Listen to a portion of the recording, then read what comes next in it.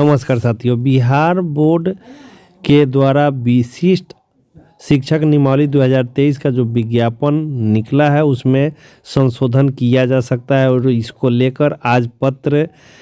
बिहार विद्यालय परीक्षा समिति के अध्यक्ष को भेजा गया है। पूरा अपडेट हम लोग कवर करेंगे। वीडियो में आगे बढ़ने से पहले आपसे छोटा सा अनुरोध है, अगर आपने हमारे चैनल को अभी तक सब्सक्राइब नहीं किया तो बिहार टीचर न्यूज़ के लिए चैनल को सब्सक्राइब कर लीजिएगा।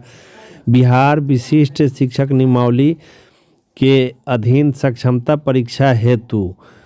विज्ञप्ति संख्या बिहार बोर्ड के द्वारा जारी कर दिया गया है। इसी को लेकर माध्यमिक शिक्षक संघ के प्रदेश अध्यक्ष और सचिव के द्वारा त्राहिमाम संदेश भेजते हुए अध्यक्ष बिहार विद्यालय परीक्षा समिति से गुहार किया गया है कि आपके द्वारा जो नियमावली भेजा गया है,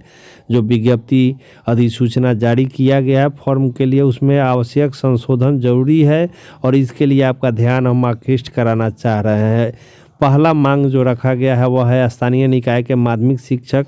अर्थशास्त्र गृह विज्ञान में जो नियुक्त हुए हैं, परंतु विज्ञापन की कंडिका में दोनों विषय और कोड का उल्लेख नहीं है। दोनों विषय और कोड का उल्लेख करना आवश्यक है। 1100 रुपये की जो परीक्षा शुल्क है वह ट्राई 1 और ट्राई 2 में निर्धारित शुल्क से भी अधिक है, तो राशि कम करने की बात इसमें रखी गई है। तीसरा मांग जो इन लोग के द्वारा किया गया है वह सक्षमता परीक्षा के लिए बिहार लोक सेवा आयोग द्वारा परीक्षा के लिए निर्धारित पाठ्यक्रम जो है उसके अनुरूप न लेते हुए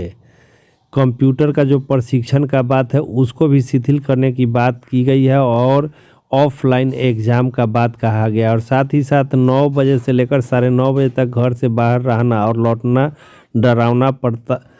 प्रताड़ना और सज़ा देना जैसा है, तो इसको भी उन लोगों के द्वारा रिबेट देने की बात किया गया है। साथ ही साथ CBT परीक्षा में उत्तर पुस्तिका का मूल्यांकन नॉर्मलाइजेशन मेथड से करने का प्रावधान किया गया है और प्रश्नों का ज़्यादातर उत्तर गलत दिए जाने के कारण ऋणात्मक प्रभाव आ सकता है, जबकि शिक्षा विभाग के मार्गदर्शिका में इसका उल्लेख नहीं है, अतः इसे हटा दिया जाए। आवेदन प्रपत्र बिंदु 2 में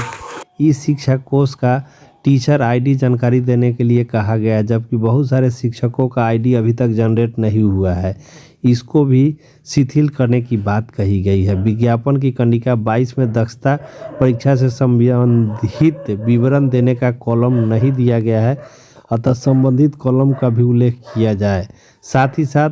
माध्यमिक शिक्षक के